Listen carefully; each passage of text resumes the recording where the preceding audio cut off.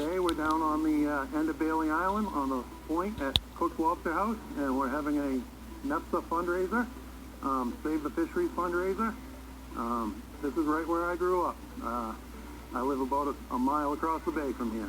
I've been a commercial fisherman since I was 8 years old, so for over 40 years. Mainly lobstering, mostly inshore, but I've been in the shrimp fishery, scallop, groundfish. I've done a little of everything. I joined nefsa because it's a group that fights for everyone. We don't care what fishery you're in or where you're from. We're supporting everyone, all the way from the high water mark out to the Hague line and up and down the coast, all the way from Eastport, and we'd like to see this thing go all the way to California or Alaska, to be honest with you. Gary started talking about the haddock cut, and there's no one pushing back, really, you know, everybody just wants to go along with it. There's no haddock decline. There's no decline in populations. I mean, if anything, there's more around all the time. I just went the other day and had 200 an hour just haddock right out front here, and you're going to tell me there ain't none around? I mean, come on now. I can't sit by and watch that. To go after people's livelihood like this. Criminal. And I'm 22 years old. I mean, if this is going to be the way it's going to go, I can't do this very long. I just can't financially sustain it. Jerry Lehman started this. I got in on the ground floor with him. We're fairly new, but we're seeing a lot of support. It's reaching out up and down the coast. It's going really well. Once this really gets off the ground, this has the ability to really be something. It's kind of the one shining light in the sea of darkness right now, because there's not much else help right now, it seems like, you know.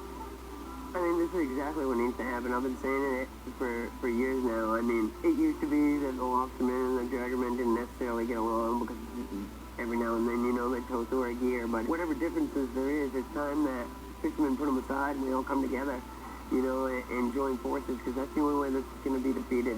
You know, they've made a business out of separating us, divide and conquer, you know, as they say, and that's exactly what they've done over the years, and that's why they've whittled the groundfish fleet down to a couple hundred guys, you know, and I mean, the lobster fleet is getting older and older. There is not many young guys anymore, and this is a great way to get everybody involved, everybody kind of under the same umbrella, after the same thing, because that's what we all want. We all want to see the Gulf of Maine preserved. We need to really start having a conversation about, you know, changing the entire regulatory structure, because it hasn't worked. We've worked within it for 30 years, and look where that's gotten us. Ain't gotten us nowhere.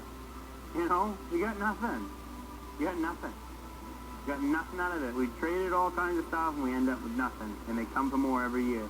Give them an inch, they take a mile every time. I think there's enough fish around, people to work on no matter what.